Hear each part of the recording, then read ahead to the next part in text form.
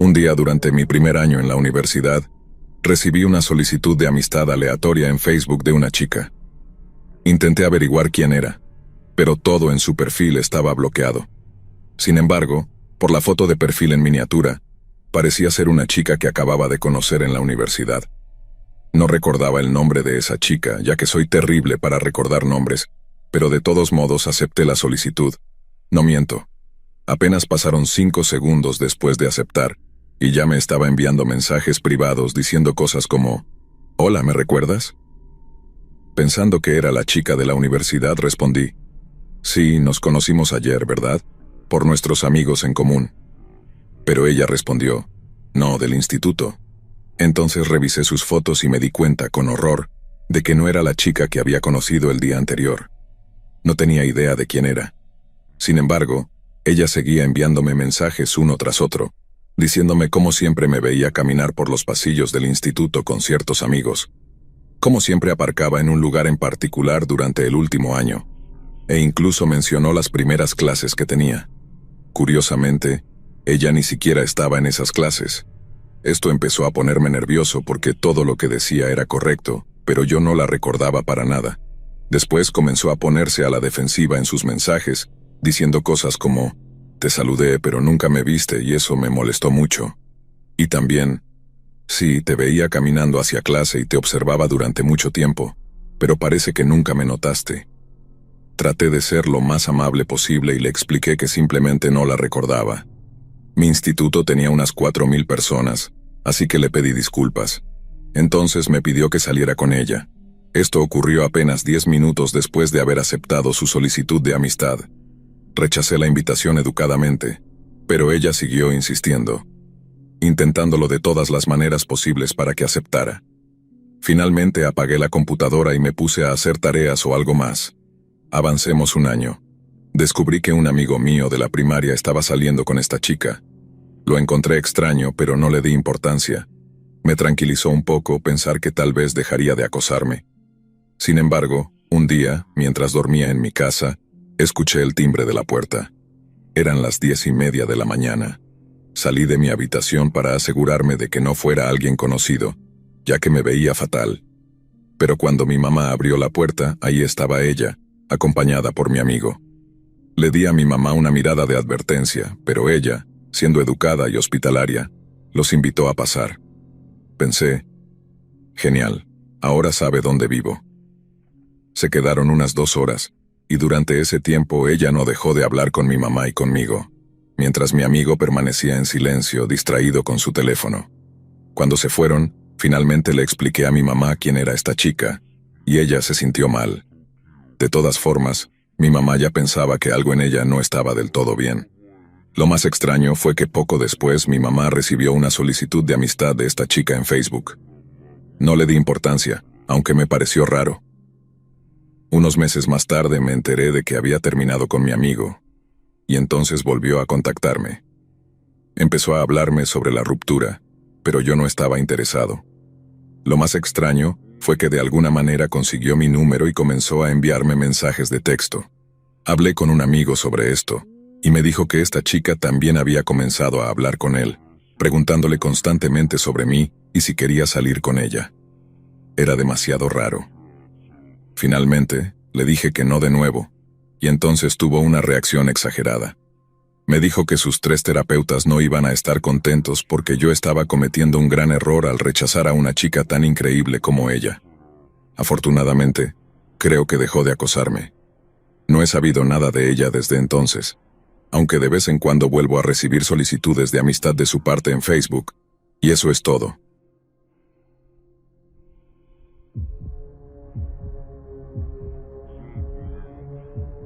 En 7º grado tuve un profesor de física realmente extraño. Desde el principio no me cayó bien. No estaba en absoluto capacitado para el puesto, ya que tenía muy mal carácter y una forma de explicar las cosas que resultaba confusa. Pero además de ser un pésimo maestro, había algo en él que era simplemente sospechoso. Siempre hacía comentarios sobre las chicas bonitas y populares, elogiando lo bien que lucía su cabello o lo bien que les quedaba cierto color. En algunas ocasiones incluso hacía observaciones sobre lo cortos que eran los pantalones de algunas chicas. Aunque esto podría no parecer demasiado extraño, considerando que él tenía más de 50 años y nosotros teníamos entre 12 y 13, a mí me parecía bastante inquietante. Además, no era solo lo que decía, sino cómo lo decía. Su tono no era amable ni inofensivo, sino algo que lograba poner incómodos a todos los que lo escuchaban. No era un tono amable, más bien lograba que todos se sintieran realmente incómodos. Recuerdo que un día, en medio de la clase, se acercó a una compañera, se colocó detrás de ella y comenzó a acariciar y oler su cabello mientras decía cosas como: «Tienes un cabello muy hermoso y grueso. Debes cuidarlo mucho, es tan suave». Hizo esto un par de veces, siempre con la misma chica, salvo en una ocasión. Por suerte ya no enseña en mi escuela. Gracias a Dios.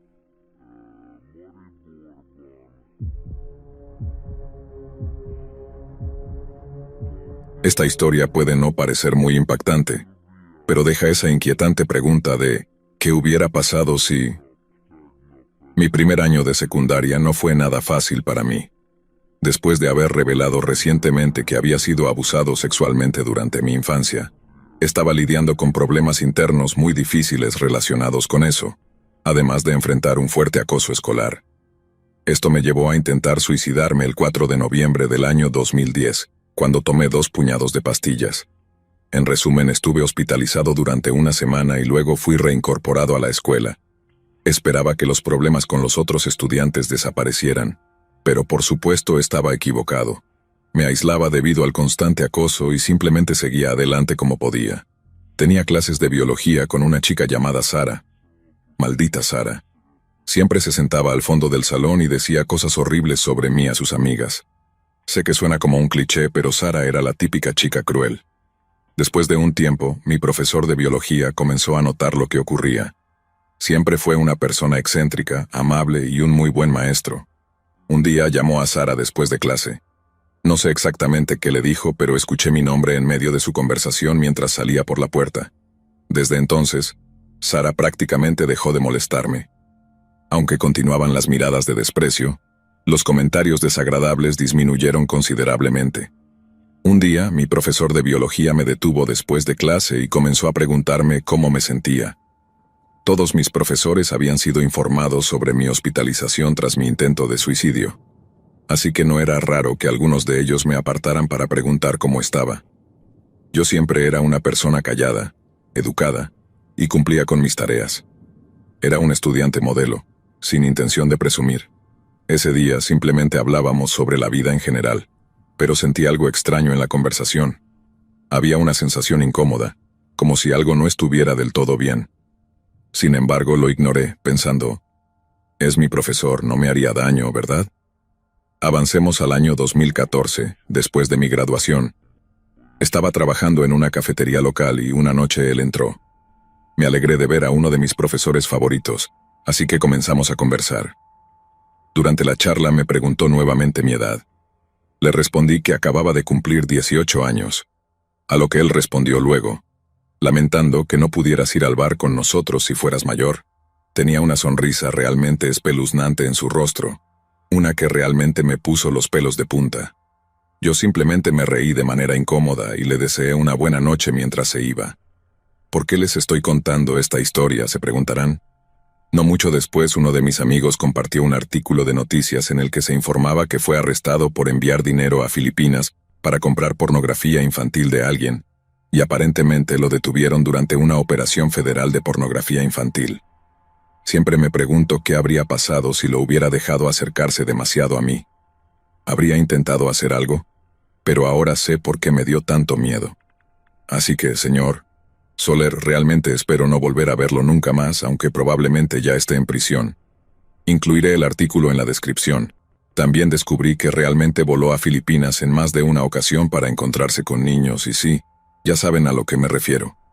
Así que no solo estaba involucrado en la pornografía infantil, sino en algo mucho peor. ¡Qué enfermo! Espero que esté encerrado en prisión por el resto de su vida.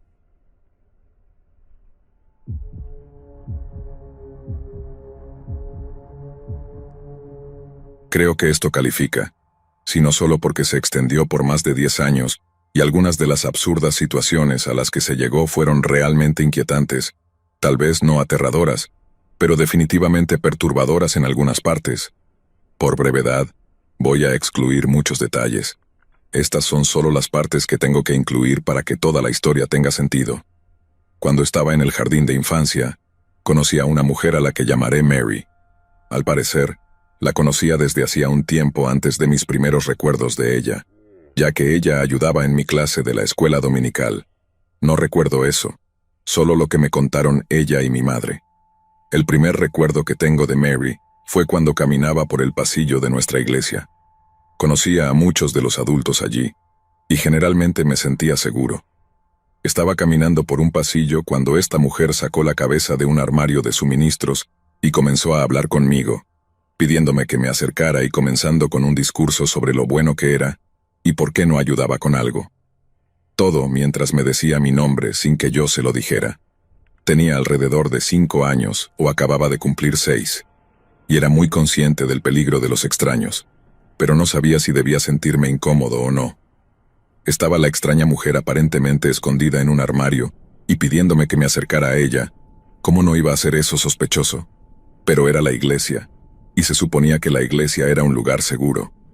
De alguna manera logró convencerme para que me acercara al armario. Resultó que estaba tratando de recopilar las fechas de cumpleaños de los niños de mi clase para poder darles pequeños regalos en su cumpleaños, y supuso que yo sabría todas sus fechas de cumpleaños por alguna razón. Cuando se enteró de que no las sabía, se conformó con preguntarme cuándo era mi cumpleaños. Me sentí un poco incómodo, porque sabía que no debía dar información sobre mí mismo, y esa era una de las cosas específicas que mi madre me había dicho que nunca debía divulgar a los extraños. Pero luego ella dijo que ya sabía que mi cumpleaños era en abril, lo cual estaba equivocado, de hecho se equivocó por cerca de 6 meses. Le dije que se equivocaba, pero no me sentía bien diciéndole la verdad, en parte porque sentía que su falso intento de adivinar mi cumpleaños y sus ofertas de regalos futuros era algún tipo de truco. Cuando me negué a revelar mi verdadero cumpleaños, me llamó mentiroso y me amenazó con contarle a todos mis maestros lo mentiroso que era si no le decía mi verdadero cumpleaños. Fue en ese momento cuando corrí a buscar a mi madre, y le expliqué que había una mujer extraña en el armario de suministros que me estaba pidiendo información personal y amenazando con meterme en problemas si no le decía. Ella vino a enfrentar a esta extraña, solo para darse cuenta de que ya se conocían. Mary era alguien que ayudaba en la iglesia y básicamente todos la conocían. Mary se rió de mis afirmaciones y aseguró a mi madre que yo estaba exagerando. Y por supuesto, nunca le habría hecho algo así a un niño. Mi madre le creyó. Ella explicó que mi cumpleaños, de hecho, no era en abril, pero salió de la conversación con la idea de que yo era paranoico y solo estaba exagerando porque alguien me había preguntado por el mes de mi cumpleaños. Poco antes o poco después de eso, tuve otro incidente con esta mujer, pero no me di cuenta en ese momento de que era la misma persona. Similar a antes, pero no en un armario, esta mujer, Mary, se acercó y comenzó una conversación conmigo, diciéndome que sabía cuánto me gustaba ayudar a mis maestros y preguntándome si no me gustaría poder ayudar aún más. La respuesta obvia fue sí. Para hacer la historia corta, estaba organizando algún tipo de conferencia para maestros en una cabaña en el bosque, donde no se les permitía tener un cartel iluminado. Sin embargo, ella se preocupaba de que un cartel normal de cartón no fuera visible por la noche, por lo que decidió que la mejor solución sería tomar a uno de los niños pequeños de la iglesia, vestirlo con un disfraz de ángel y hacer que se quedara junto al cartel durante horas, usando una pequeña vara para encender el cartel cuando los autos se acercaran y luego apagarlo nuevamente para que no se considerara un cartel iluminado de forma continua. Esta mujer debería haber trabajado en ventas. No vi nada malo en el escenario y emocionado fui a contarle a mi madre sobre esta fantástica oportunidad que me habían dado para ayudar a alguien. Ella no estaba tan entusiasmada, señalando que esto sería al aire libre en octubre, cuando la temperatura promedio por la noche es inferior a 10 grados centígrados. Yo estaría parado afuera, solo, congelándome y siendo devorado por los mosquitos, solo para encender un interruptor para que ella pudiera doblar las reglas. Mi madre estaba molesta porque no habría un letrero eléctrico en el lugar, lo que significaba que aparentemente no habría nadie para asegurarse de que estuviera a salvo de animales salvajes o de cualquier depredador humano que pasara por ahí y me viera solo en medio de la noche. Ella buscó a Mary y le dio su opinión de manera bastante directa sobre todo el asunto.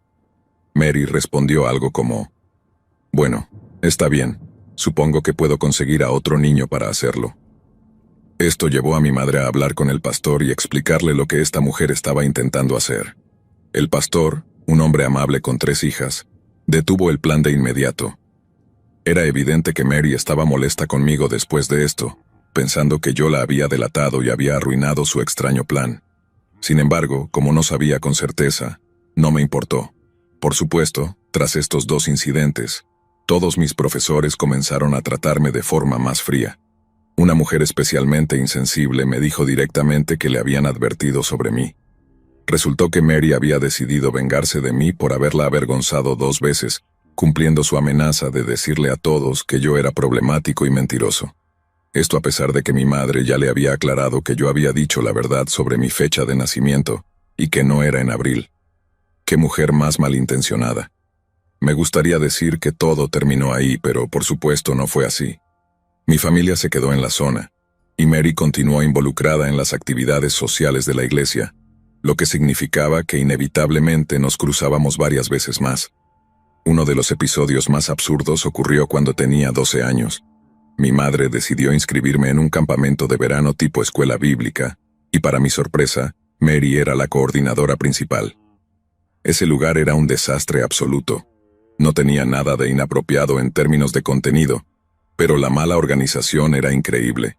Se proporcionaban almuerzos, pero siempre eran cosas extrañas como yogur en tubos y peras viscosas, con una textura similar a pescado crudo. A todos los niños les desagradaba la comida que nos daban. Una vez me sirvieron espaguetios, y traté de aprovecharlo porque al menos era mejor que las peras. Sin embargo, descubrí que Mary había metido gusanos de goma antes de calentarlos en el microondas, y se habían derretido en el espaguetios. Cuando se dio cuenta de que no me había gustado su broma, me ridiculizó por no saber aceptar un chiste e insistió en que debía comérmelo de todas formas. Además, el horario no era flexible en absoluto. Todas las edades tenían que pasar algo así como media hora al aire libre cada día, sin importar las condiciones climáticas. El estado donde sucedió esto tiene un clima impredecible y a veces extremo. Esto incluía días en los que llovía intensamente y el aliento de los niños se condensaba en el aire. En esas ocasiones, ponían una pequeña carpa de evento y nos obligaban a sentarnos afuera en sillas de plástico hasta que se cumpliera nuestra media hora de juego. Incluso una niña que tenía fiebre fue obligada a salir, a pesar de que su padre había advertido previamente a los maestros que no lo hicieran. Naturalmente, la fiebre empeoró, y el padre tuvo que recogerla. Cuando llegó, les dio una reprimenda a los maestros antes de llevársela a casa. En días donde la temperatura superaba los 40 grados Celsius, nos alineaban junto al edificio para permanecer en la sombra de los aleros, ya que era físicamente imposible estar bajo el sol. Ninguno de nosotros tenía acceso a agua ni protector solar. 3 niños sufrieron golpes de calor el mismo día y tuvieron que ser llevados al hospital en ambulancia. El sheriff local llegó personalmente para reprender severamente a los maestros y amenazó con cerrar el lugar si algún otro niño terminaba en el hospital. Después de eso, finalmente permitieron que todos se quedaran adentro en días extremos. Lo menciono para dar contexto a lo que sucedió después. Mi madre estaba trabajando horas extra, y Mary se ofreció a llevarme al campamento, ya que ella estaba allí todos los días.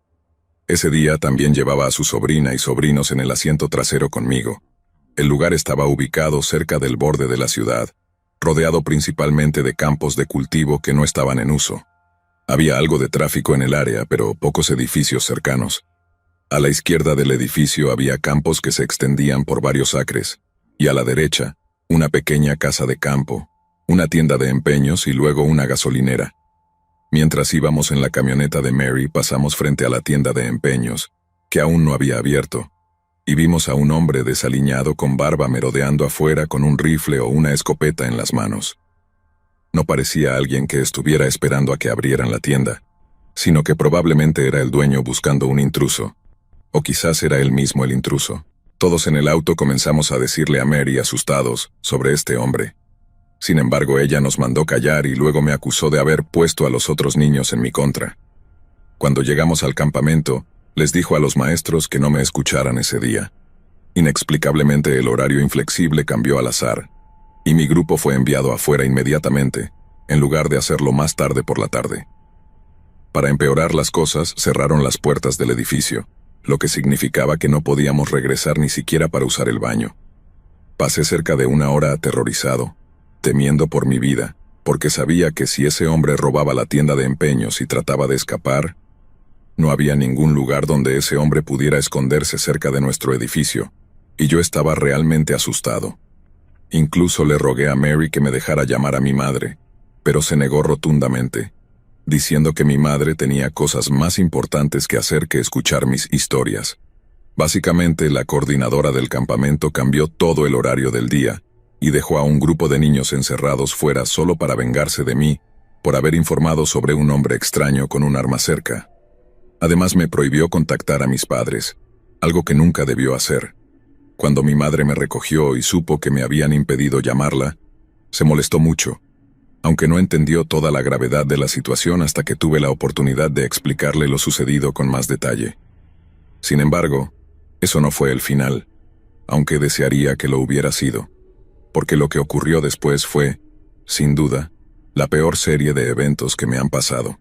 Entre los 6 y los 10 años fui mejor amigo de un chico al que llamaré Michael. No éramos novios ni nada parecido, solo verdaderos y cercanos amigos. Nunca discutimos sobre nada importante, excepto quizás sobre su padre, que aunque parecía amable, siempre trataba de retorcer cualquier cosa que yo dijera para convertirla en un comentario inapropiado y luego quejarse de mí ante mis padres. Por ejemplo, una vez me criticó por mencionar el término sauce llorón, alegando que era ofensivo. También decía que palabras como pedo eran inapropiadas, aunque mis padres me habían enseñado a usar esa palabra en lugar de otras. Siempre me dio malas vibraciones, pero no lo suficiente como para dedicarle más atención. Michael y yo fuimos inseparables hasta que su familia decidió mudarse a 3 estados de distancia. A partir de entonces, solo nos visitaban ocasionalmente, cada par de años.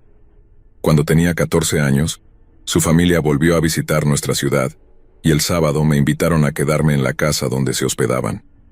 Estaban de visita con otra familia que conocíamos, incluyendo a una chica de mi edad a la que llamaré Julie, quien era amiga mía, y su hermano menor Nate, que era amigo de Michael. Julie y yo habíamos perdido contacto con los años, pero tener a todos juntos nuevamente fue increíble. Fue un día maravilloso para mí. Nate, el hermano menor de Julie, siempre había sido problemático cuando era pequeño.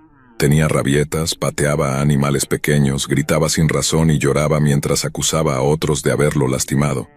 En mi opinión, era víctima de acoso por parte de su hermana, así que nunca tomé su comportamiento de forma personal ni lo culpé por ello.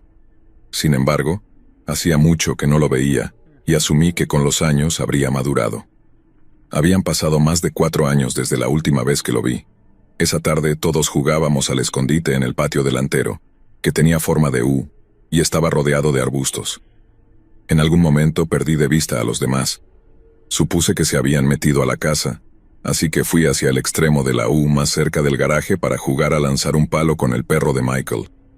Mientras jugaba escuché que la madre de Julie me llamaba desde el otro extremo de la U, cerca de la puerta principal de la casa.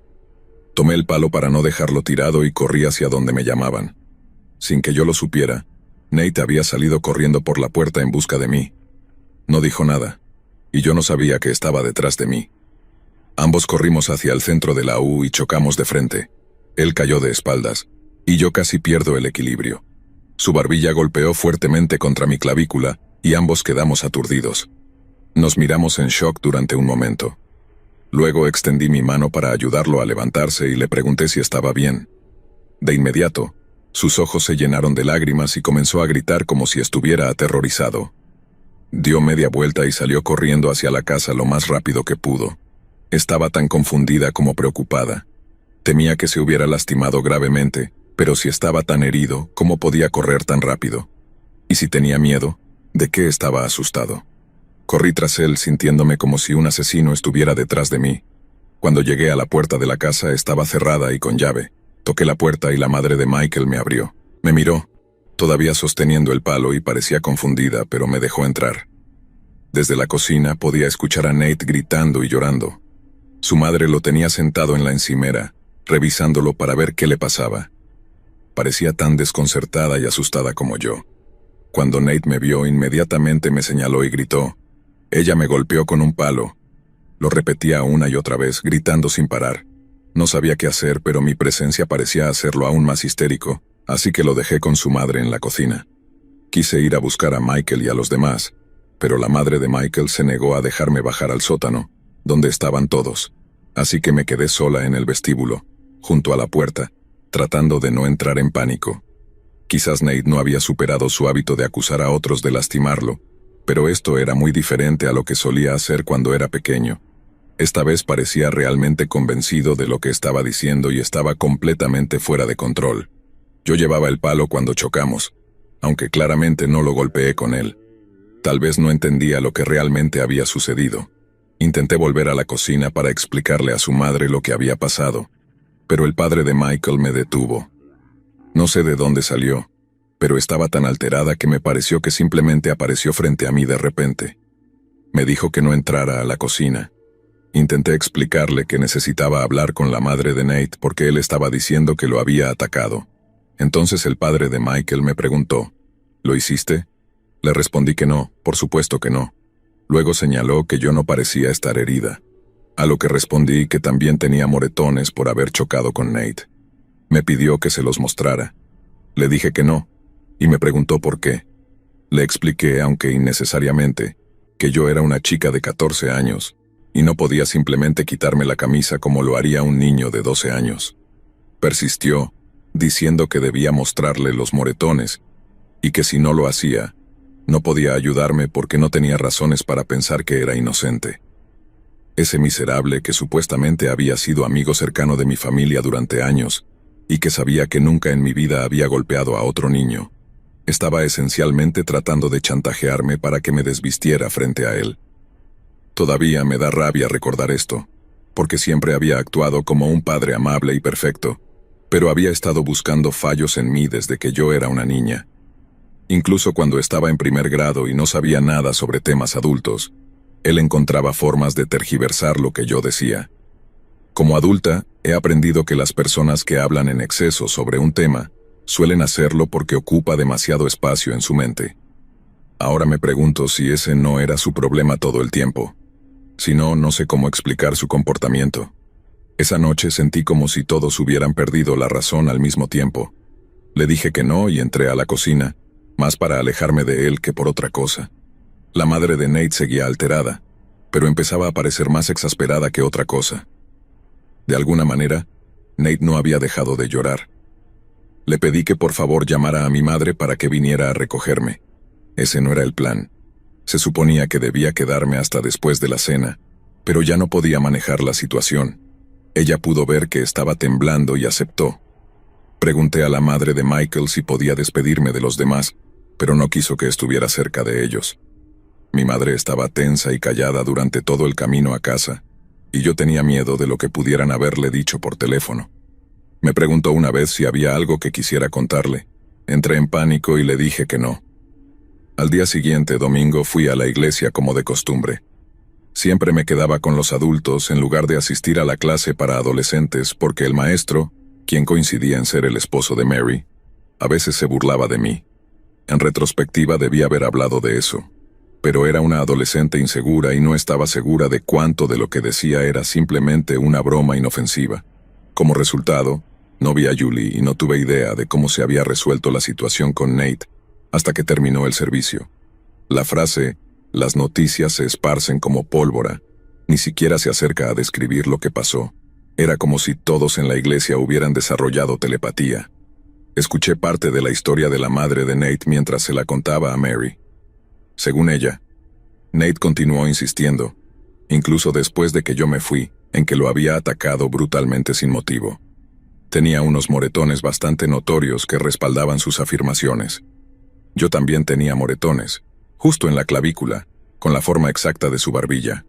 La madre de Nate estaba completamente desconcertada por lo sincero que parecía. Estaba dividida entre creerle porque ya era mayor, por los moretones y porque parecía genuinamente aterrorizado de venir a la iglesia por si me veía, o no creerle porque yo también estaba visiblemente asustada.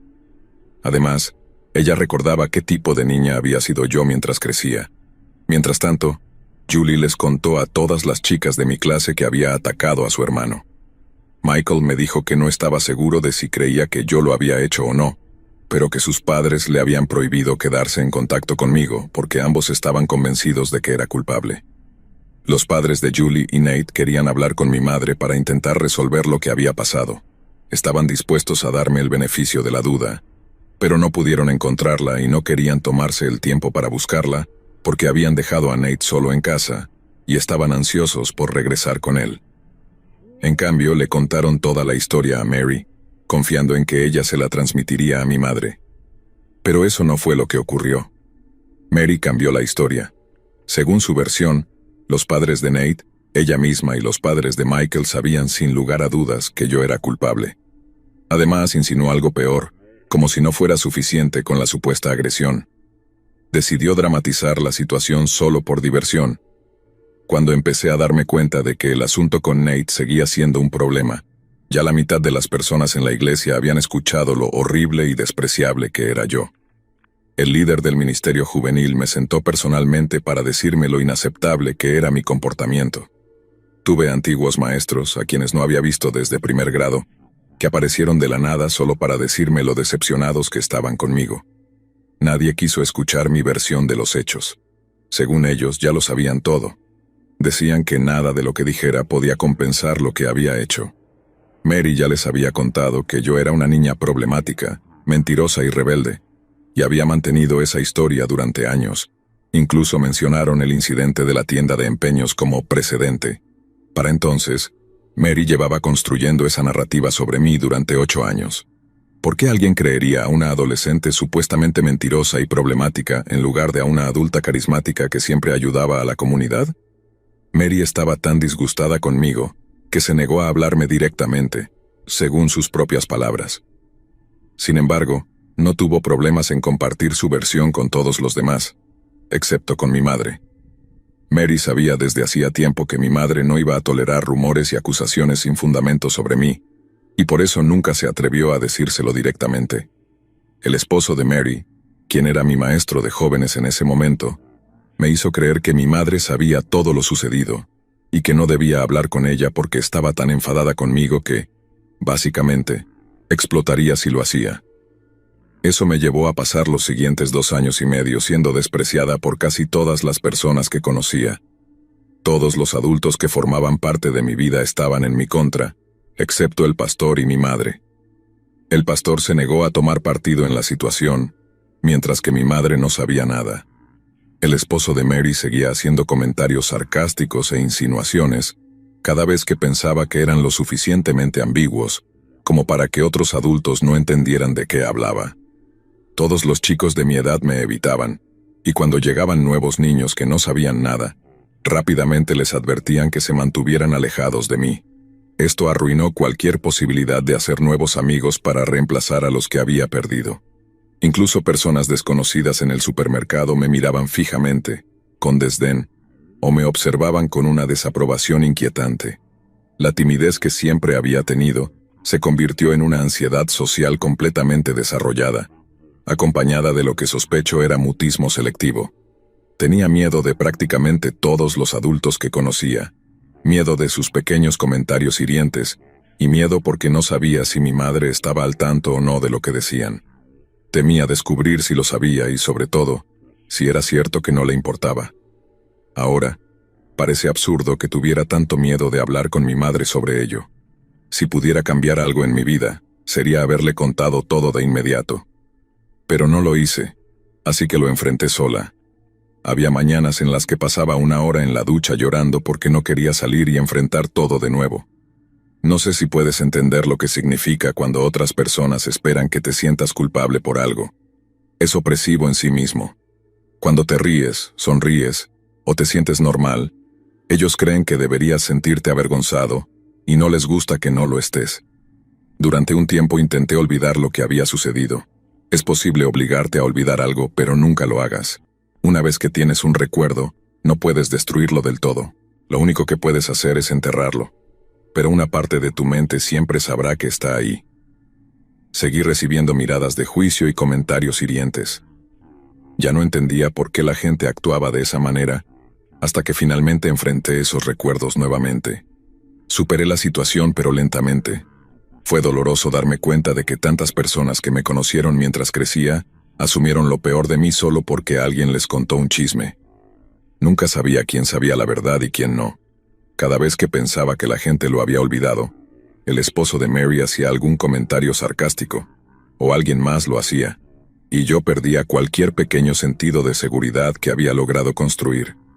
No fue hasta que estaba en mis veintitantos, varios años después de mudarnos a otro estado, que finalmente reuní el valor para hablar del tema con mi madre.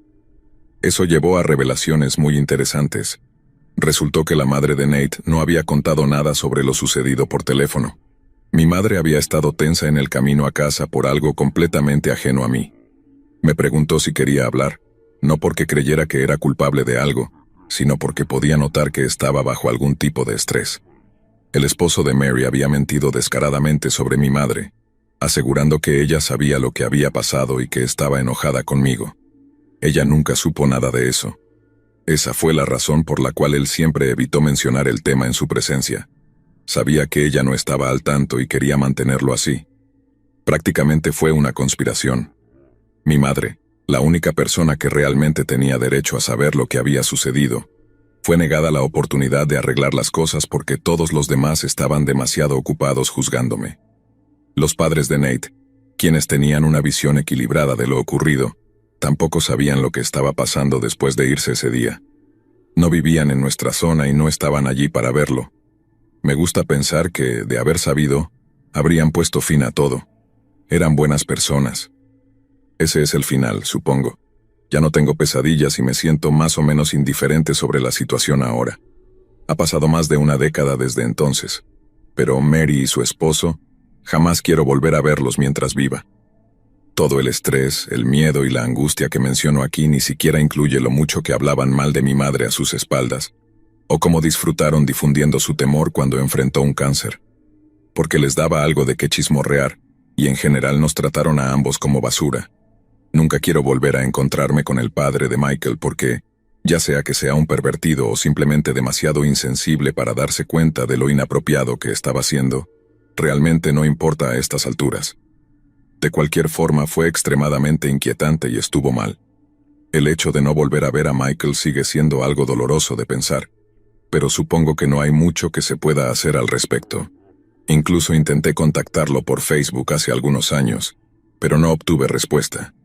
Ya sé que Julie y Nate no quieren volver a verme, y para mí está bien.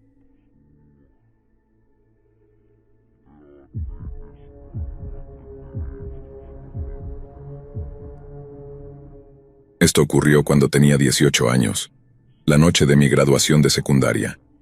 Estábamos afuera en mi escuela secundaria, junto con algunos compañeros graduados, vestidos con nuestras togas y birretes. De repente, un hombre que parecía tener unos 30 años se acercó a mí. Cabe mencionar que ya había visto a este hombre un par de veces antes, así que lo reconocí. Por cierto, soy un hombre. Le dije, «Hola, ¿qué tal?» Él respondió que solo quería ver la ceremonia y felicitarnos. Le agradecí, y luego se alejó. Mientras caminaba unos metros, volvió a mirarme. Me saludó con la mano y me dio una sonrisa inquietante. No le di mucha importancia en ese momento y simplemente lo ignoré. Luego, entramos al edificio y estuvimos pasando el rato cerca del gimnasio, donde se llevaría a cabo la ceremonia. Unos 45 minutos después, empezamos a formarnos alfabéticamente por apellido. Mi amigo James me estaba contando algo sobre un hombre de unos 20 años que había estado acosando a personas. Al describirlo se ajustaba perfectamente al hombre que me había abordado afuera. Me quedé impactado.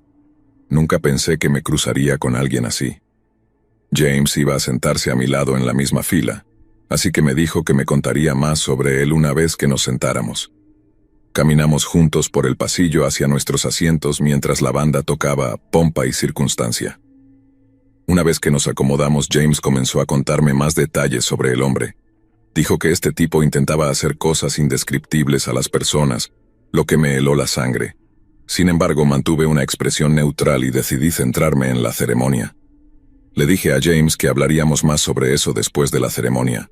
Cuando los 190 de nosotros finalmente recibimos nuestros diplomas, le sugerí a James que deberíamos contarles a nuestros otros amigos sobre el hombre para que también estuvieran al tanto. James estuvo de acuerdo.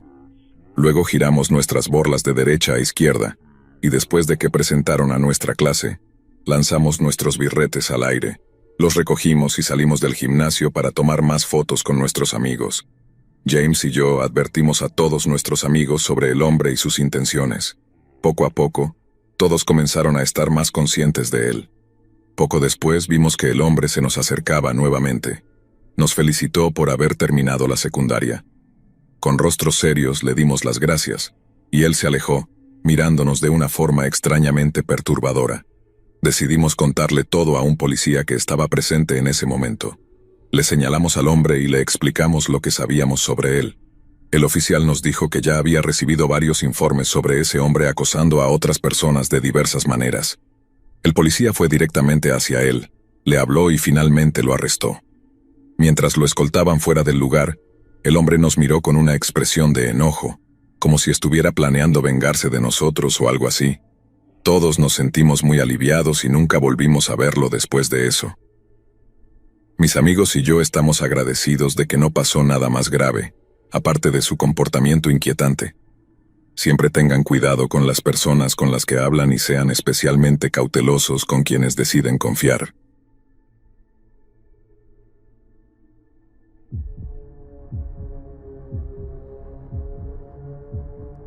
Cuando estaba en mi primer año de secundaria, Alisa era mi modelo a seguir. Alisa era una estudiante de último año, hermosa, segura de sí misma, inteligente y con un estilo impecable que parecía no requerir esfuerzo. Siempre dominaba cualquier lugar al que entrara. En aquel entonces yo era demasiado tímida para hablar con ella. Los estudiantes mayores ya son intimidantes para los de primer año, pero Alisa estaba en otro nivel. Era como una reina. Nunca esperé que alguien me viera como yo veía a Alisa, pero me llevé una grata sorpresa en mi último año de secundaria. Durante ese año empecé a encontrar pequeñas notas en mi casillero. No me lo esperaba para nada, pero me sentí realmente halagada. La primera nota decía, «Te veías realmente hermosa con ese vestido el viernes», y tenía un corazón dibujado al final. La letra era ordenada y sencilla, con un pequeño y lindo corazón al final. A partir de ahí, comenzaron a llegar más notas, siempre durante el cuarto período. Recibía una cada semana o cada 2 semanas. Lo sé porque revisaba mi casillero antes y después de cada clase, y siempre aparecían después del cuarto período. Todas las notas eran muy dulces. Decían cosas como, «Tu sonrisa ilumina el pasillo», «Brillas más que cualquier estrella», «Tus fotos del baile de bienvenida parecen sacadas de la portada de una revista, tan deslumbrantes». Había más mensajes, pero no los recuerdo todos. No eran románticos ni coquetos, sino más bien cosas que yo podría haberle dicho a Alisa si alguna vez hubiéramos hablado. Pensé que tal vez eran de alguna chica tímida de un grado menor. Tenía mis sospechas, pero no le conté a nadie sobre las notas porque no quería que mis amigas convirtieran esto en una investigación y terminaran avergonzando a quien las dejaba. Realmente pensé que las notas venían de alguien con buenas intenciones. En el segundo semestre mi horario cambió. Mi última clase del día estaba en el piso de arriba, cerca del casillero de una amiga, mientras que la última clase de mi amiga estaba cerca de mi casillero. Decidimos intercambiar casilleros. Me olvidé por completo de las notas hasta mi cumpleaños número 18. Esa mañana mi amiga me entregó una nota que encontró en su casillero, que solía ser el mío. Decía, «Feliz cumpleaños, princesa». Al principio ella pensó que las notas eran para ella, ya que cualquiera de los cumplidos podría haberle encajado. Pero cuando se dio cuenta de que la fecha de cumpleaños no coincidía, ató los cabos. Ahora que lo pienso, creo que ninguna de las notas mencionaba mi nombre. Le confesé que las notas habían estado llegando todo el año, y le expliqué que no quería hacer un gran escándalo al respecto. Pero, como temía, mis amigas iniciaron la investigación que había estado evitando. Todas las chicas de nuestro grupo se convirtieron en detectives para resolver el misterio. Una de mis amigas, que no tenía clase durante el cuarto período, se posicionó cerca de los casilleros para observar el área. Funcionó. Las notas no eran de una estudiante tímida de primer año, ni de un chico. Eran de una conserje, Una mujer mayor a la que ninguna de nosotras conocía personalmente. La reconocíamos de vista, pero no creo que alguna vez hubiéramos hablado con ella. Ella había estado dejando esas notas durante varios meses, observándome lo suficiente como para comentar sobre mis atuendos, los partidos de hockey y hasta lo que publicaba en Facebook. La vi en el último partido de hockey de la temporada. Estaba sentada en silencio en las gradas. Esa fue la única vez que noté que me estaba observando, pero no tengo idea de cómo no me di cuenta antes. Ninguna de nosotras le mencionó nada al respecto. No había hecho nada malo, pero la situación resultaba inquietante de una manera difícil de explicar.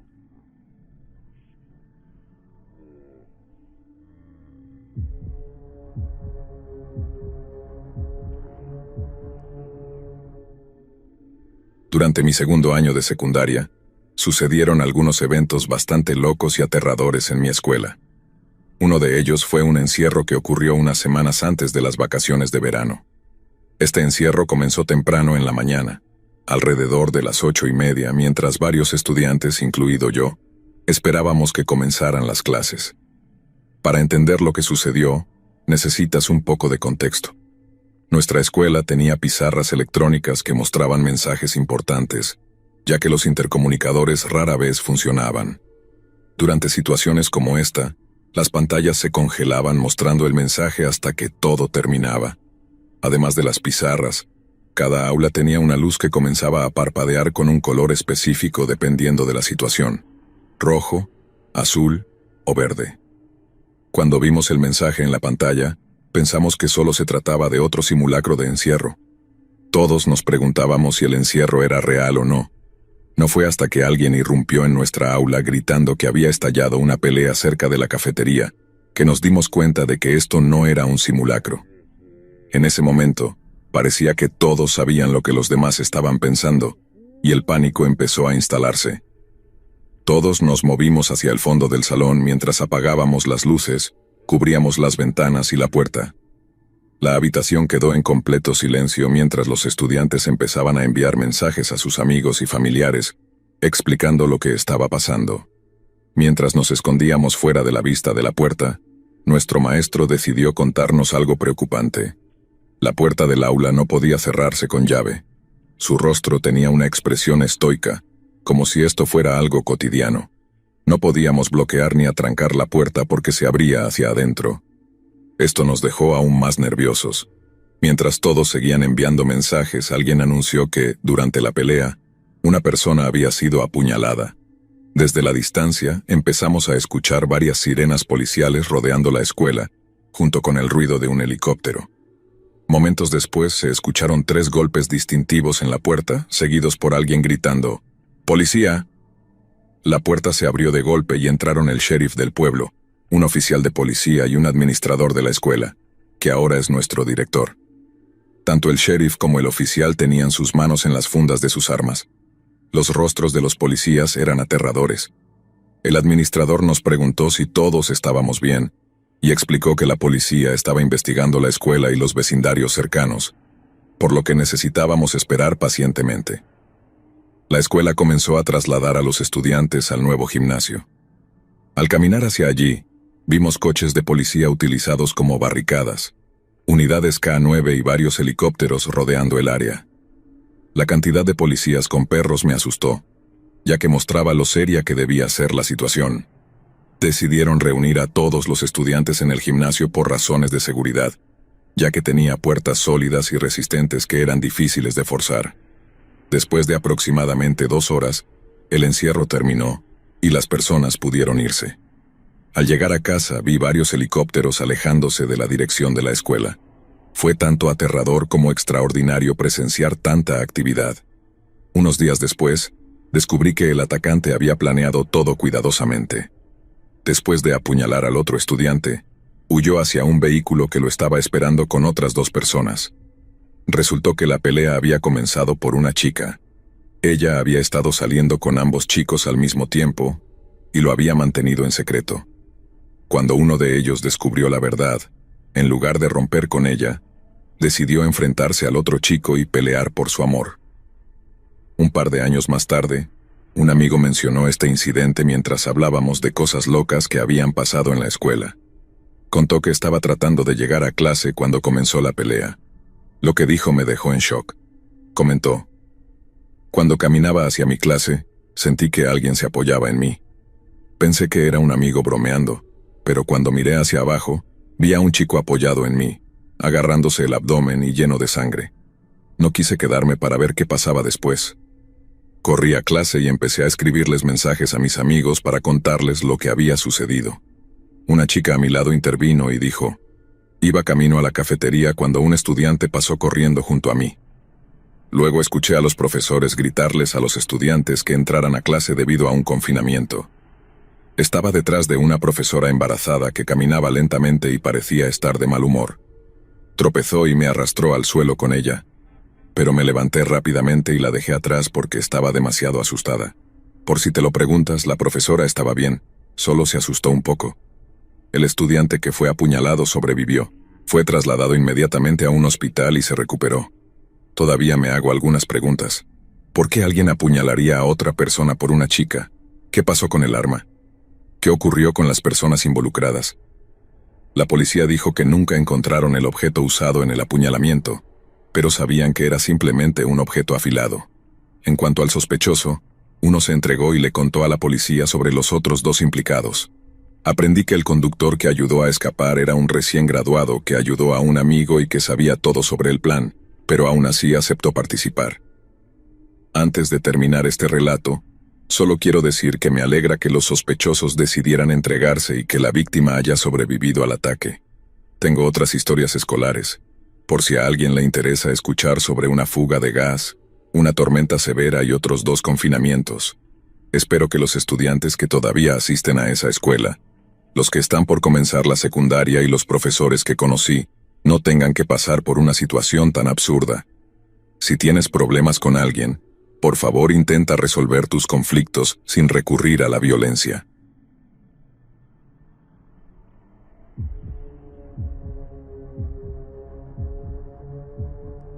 Soy una chica, y esta historia ocurrió cuando tenía 15 años. Estaba en la escuela secundaria, y había un chico mayor que, por alguna razón, parecía tener algo en mi contra. Me acusó de haberle mostrado el dedo medio cuando, en realidad, solo estaba acomodándome el cabello. Honestamente no le hice ningún gesto ofensivo, y no sé si realmente creyó que lo hice, o si simplemente estaba buscando una excusa para comportarse de manera extraña conmigo. Siempre me lanzaba miradas intimidantes cuando nos cruzábamos en el pasillo, y en general, me hacía sentir muy incómoda. Lo llamaré Jake. Una tarde, llegué a una de mis clases con aproximadamente 20 minutos de retraso porque había tenido una reunión con el director. Perdón si esto resulta molesto, pero necesito describir el entorno para que la historia tenga sentido. El edificio de nuestra escuela había sido remodelado unos años antes, y los baños eran de diseño abierto. Esto significaba que al caminar por uno de los pasillos, los baños ocupaban una gran sección a un lado. Aunque estaban separados por género, no tenían puertas. Los lavabos tenían forma de una gran fuente en el centro, y cada cubículo era completamente cerrado para garantizar privacidad. Tenía una clase de carpintería, y para llegar a ella, tenía que pasar por el pasillo donde estaban los baños antes de girar hacia donde se encontraban las aulas de carpintería. Mientras caminaba hacia mi clase, de repente escuché una voz áspera detrás de mí que gritó: «Oye, tú». Me giré y vi a Jake corriendo hacia mí. Me sentí aterrada, porque los pasillos parecían estar desiertos. Estábamos en la planta baja, y la mayoría de las aulas de la escuela estaban en los pisos superiores. Además, todas las puertas de los salones en esta zona estaban cerradas. Me giré completamente para enfrentarlo y comencé a retroceder. No creo haberle dicho nada, pero la mirada en sus ojos era aterradora. Estaba lleno de rabia. Su expresión se veía torcida y desquiciada. Retrocedí hasta el baño de mujeres, y Jake me siguió. Como era un espacio abierto, no tuvo ningún problema para hacerlo. Sentí una horrible sensación de temor, como si un gran peligro me estuviera acechando. Realmente pensé que iba a golpearme. De repente, escuché un ruido detrás de él y una voz que decía: «¿Todo está bien?». Jake se detuvo en seco y giró de manera agresiva. Se volteó hacia mí, sacudió la cabeza y me lanzó una mirada siniestra antes de literalmente salir corriendo en la dirección de la que había venido y desaparecer. Me quedé quieta en el lugar aún asustada, y escuché pasos que se acercaban. Luego vi a la conserje, la única mujer que trabajaba como conserje en nuestra escuela. Siempre había sido amable con los estudiantes, así que la conocía bien. Tenía una expresión preocupada y me preguntó si todo estaba bien. Recuerdo que asentí con la cabeza antes de obligarme a caminar. En ese momento, me di cuenta de que mis brazos estaban temblando y que los tenía cruzados sobre mi pecho mientras caminaba. Al doblar la esquina me apoyé contra la pared y respiré profundamente varias veces. Sé que esta historia puede no parecer muy aterradora para algunos, pero es algo que todavía me perturba hasta el día de hoy. Ha pasado casi una década y sigo preguntándome qué planeaba hacer Jake conmigo. Estoy convencida de que iba a hacer algo malo. Parecía tan enojado, y la mirada en sus ojos, es difícil describirla. Era una mezcla de ira y algo siniestro. Si la conserje no hubiera aparecido y percibido lo que estaba ocurriendo, realmente no sé qué habría pasado. Me llena de pavor pensar en lo que podría haberme hecho. Me sentí muy vulnerable, y odié esa sensación. Desde ese día evité caminar sola por cualquier lugar. Nunca volvimos a tener otro encuentro. Y después de ese incidente, hice todo lo posible por evitarlo aún más. Jake se graduó antes que yo, ya que era mayor, y realmente no sé qué terminó haciendo con su vida. No puedo evitar sentir que aquella conserje fue como un ángel guardián para mí ese día.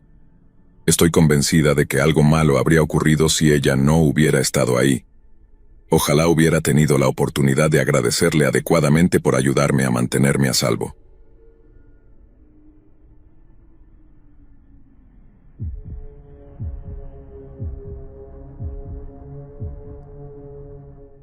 Cuando era estudiante de profesor, tenía 21 años y trabajaba principalmente con personas mayores en secundaria, muchos de los cuales tenían 17 o 18 años.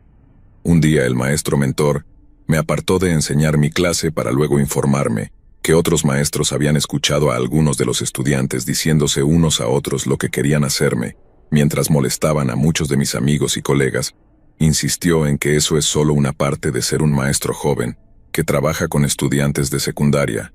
Bueno, al día siguiente tuve algunas chicas de mi clase que se me acercaron y luego me informaron que 3 chicos en particular ya no estaban hablando solo de lo que querían hacerme, sino que estaban describiendo gráficamente lo que planeaban hacerme en el futuro semanas después de la escuela en el estacionamiento.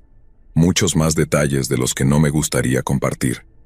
Fui a la administración de la escuela de inmediato y lo manejaron muy rápido y profesionalmente. Estaba muy agradecido por su apoyo. Nunca fui tocada ni lastimada por ninguno de estos estudiantes. Afortunadamente lo que los asustó, y fue un susto de mierda absoluto para mí. Sin embargo, ni siquiera una semana después, uno de esos chicos fue arrestado y sacado de la escuela. No me enteré de inmediato, pero finalmente me enteré de que estaba detenido por la presunta agresión sexual de su hermana menor. Me enferma pensar en ello incluso hasta el día de hoy. Realmente espero no volver a estar en la misma habitación con él nunca más. Es realmente aterrador pensar en lo que podría haber sido si no hubiera tenido un personal y estudiantes maravillosos que cuidaban de mí.